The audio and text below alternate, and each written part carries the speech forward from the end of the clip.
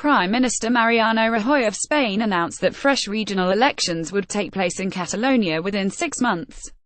Gabriel Bouis Agence France Presse, Getty Images Barcelona. The escalating confrontation over Catalonia's independence drive took its most serious turn on Saturday as Prime Minister Mariano Rajoy of Spain announced that he would remove the leadership of the restive region and initiate a process of direct rule by the central government in Madrid.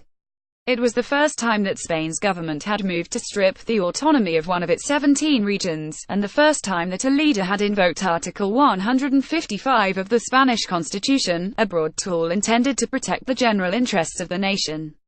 The unexpectedly forceful moves by Mr. Rajoy, made after an emergency cabinet meeting, thrust Spain into uncharted waters as he tried to put down one of the gravest constitutional crises his country has faced since embracing democracy after the death of its dictator Gen.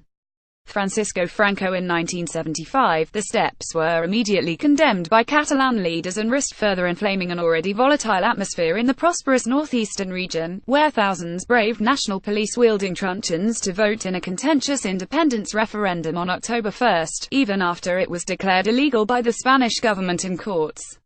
"There's nothing soft or limited about what he announced today," Josep Ramoneda, a political columnist and philosopher, said of Mr. Rajoy.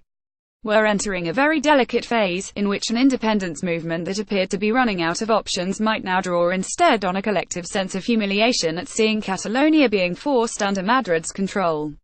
Fueled by economic grievances and a distinct language and culture, aspirations for an independent state in Catalonia have ebbed and flowed for generations.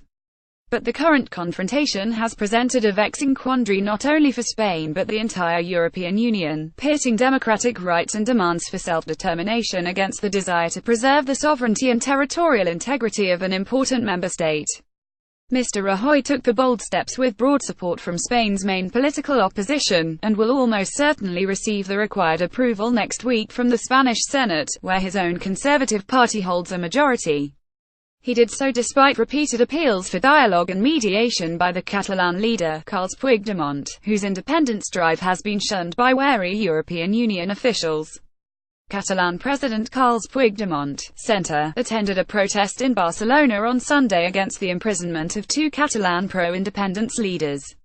Ivan Alvarado. Reuters. Mr. Rajoy said the Catalan government had never offered real dialogue but had instead tried to impose its secessionist project on Catalan citizens and the rest of the country in violation of Spain's constitution.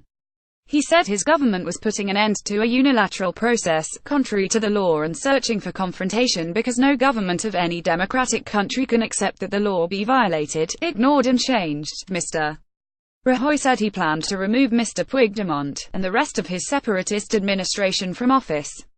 The central government was also poised to take charge of Catalonia's autonomous police force and the Catalan Centre for Telecommunications.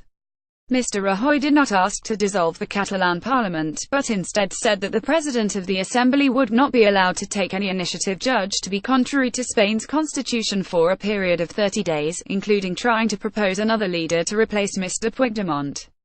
Mr. Rajoy said that his goal was to arrange new Catalan elections within 6 months, so as to lift the measures taken under Article 155 as soon as possible. It's unclear, however, how such elections would be organized or whether they would significantly change Catalonia's political landscape, let alone help to resolve the territorial conflict. Mr. Puigdemont led a mass demonstration in Barcelona, the region's capital, on Saturday afternoon, before giving his official response to Mr. Rajoy's decision. Protests in Barcelona on Saturday. Video by La Vanguardia. Several Catalan separatist politicians, however, reacted immediately to Mr. Rajoy's announcement, warning that it would escalate rather than resolve the conflict. Josep Lluís Claris, a Catalan senator, told reporters on Saturday that Mr. Rajoy's decision showed that the Spain of today is not democratic because what he has said is a return to the year 1975, referring to Franco's death. Mr. Rajoy, he added, was suspending not autonomy in Catalonia but democracy. Data auto pause true, data autoplay true, data mute autoplay true, data desktop in autoplay false, data loop true, data controls false, data auto pause true greater than Oriol Junqueras, the region's deputy leader, said in a tweet that Catalonia was facing totalitarianism and called on citizens to join the Barcelona protest on Saturday. davant el totalitarisme, avuime acutesque mai, defensum la democracia I els drets civils I politics. Ian's Hydroberempic.twitter.com 93 Gmi 2Y4H said, Oriol Junqueras at Junqueras October 21, 2017. Significantly, Inigo Urkullu, the leader of the Basque region, which also has a long history of separatism, described the measures as disproportionate and extreme, writing on Twitter that they would dynamite the bridges to any dialogue. Faced with Madrid's decision to remove him from office, Mr. Puigdemont could try to preempt Mr. Rajoy's intervention and instead ask Catalan lawmakers to vote on a declaration of independence in coming days, as he had threatened to do earlier this month. Mr. Puigdemont could also then try to convene Catalan elections, on his own terms, to form what he could describe as the first parliament of a new Catalan republic. Should Mr. Puigdemont resist Mr. Rajoy's plans, Spain's judiciary could separately step in and order that he and other separatists be arrested on charges of sedition or even rebellion for declaring independence. Rebellion carries a maximum prison sentence of 30 years. Earlier this week, a judge from Spain's National Court ordered prison without bail for 2 separatist leaders, pending a sedition trial.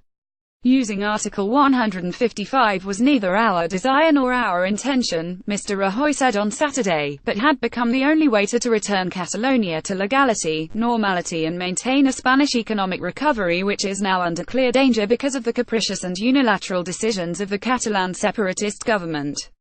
Mr. Rajoy highlighted the decision of over 1,000 Catalan companies this month to relocate the legal headquarters outside the region, in response to the uncertainty generated by the possibility of a break-up with Madrid. Mr. Rajoy received strong backing from politicians from the main opposition parties, with a notable exception of Podemos, the far-left party that wants to use a referendum to convince Catalan voters to remain within Spain, were shocked by the suspension of democracy in Catalonia. Pablo Echenique, a senior official from Podemos, said in a televised news conference on Saturday, after Mr. Rajoy's announcement.